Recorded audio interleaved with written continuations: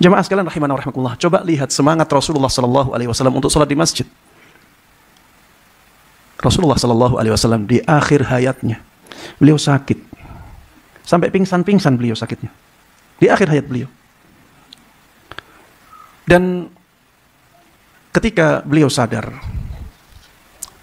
dan beliau merasa sehat badannya, tapi belum bisa berjalan sendiri, beliau minta kepada sebagian sahabatnya untuk memapah beliau. Dipapah 2 orang, di kanan kiri beliau. Beliau ingin menjalankan sholat di masjid bersama kaum muslimin. Dan itu beliau lakukan.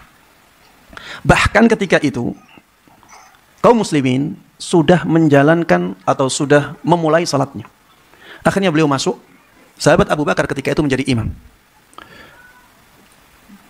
Sahabat Abu Bakar tahu kalau Rasulullah datang.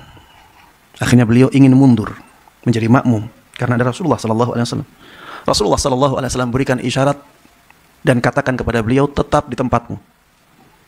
Akhirnya sahabat Abu Bakar berada tetap di tempatnya dan Rasulullah sallallahu alaihi wasallam duduk berada di samping kiri sahabat Abu Bakar.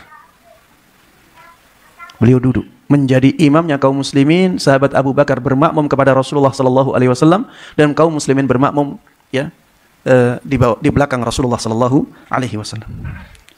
Jamaah sekalian rahimana wa rahimakumullah, lihat semangatnya Rasulullah untuk berjamaah. Beliau belum bisa sholat dalam keadaan berdiri. Beliau ke masjid dipapah 2 orang. Dan beliau adalah orang yang paling mulia, imamul muttaqin. Tapi lihat semangat beliau. Ya, apakah kita sakit seperti Rasulullah sallallahu alaihi wasallam?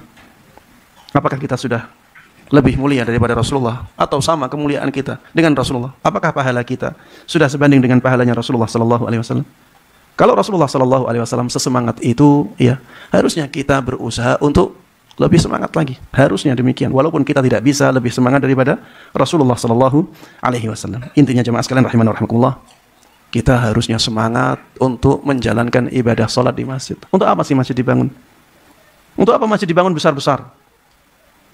Harusnya kita gunakan. Ini bedanya kaum muslimin dengan umat-umat yang lain. Kaum muslimin harus menghidupkan masjidnya.